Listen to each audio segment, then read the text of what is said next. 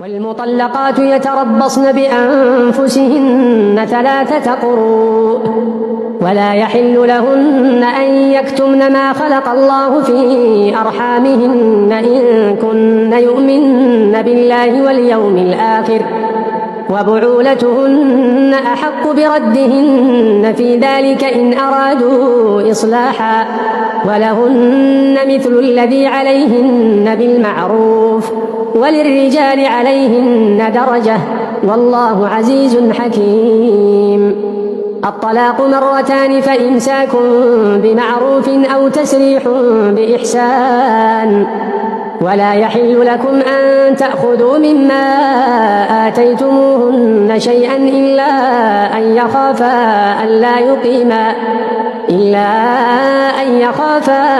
ألا يقيما حدود الله فإن خفتم ألا يقيما